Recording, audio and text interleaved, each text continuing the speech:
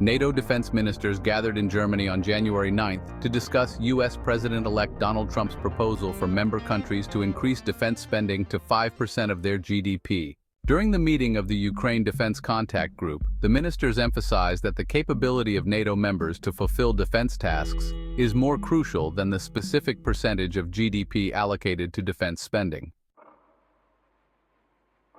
German Defense Minister Boris Pistorius stressed that the current focus on numbers and percentages is not helpful, pointing out that a smaller percentage of a strong GDP can amount to a significant budget, while a larger percentage of a weaker GDP may represent a relatively small amount.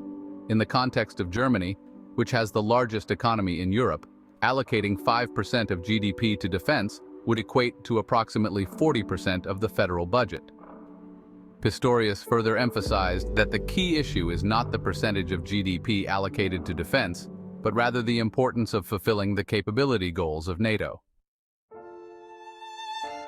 The U.S. President-elect's proposal for NATO members to allocate 5% of GDP to defense was put forward during a press conference on January 7th, with Trump arguing that European allies should increase their defense spending. Trump's assertion was met with skepticism as German Defense Minister Pistorius questioned the feasibility of such a proposal, highlighting the financial strain it would impose on countries and emphasizing the significance of fulfilling NATO's capability goals. The United States currently allocates 3.38% of its GDP to defense, accounting for over 60% of NATO's total defense spending due to the size of its economy.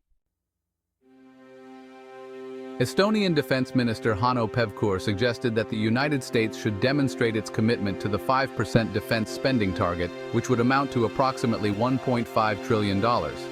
Meanwhile, Latvia, already exceeding the 3% GDP defense spending target, plans to further increase its defense expenditure with the aim of reaching 4% in the near future, as stated by Latvian Defense Minister Andris Spruds. However, any adoption of a new defense spending target would require unanimous agreement among all 32 NATO member states, with 23 countries having reached the 2% of GDP defense spending target as of July. Notably, several major European economies, including Germany, the Netherlands, Norway, and Turkey, achieved the 2% target for the first time, signaling a collective effort within the alliance to meet defense spending obligations.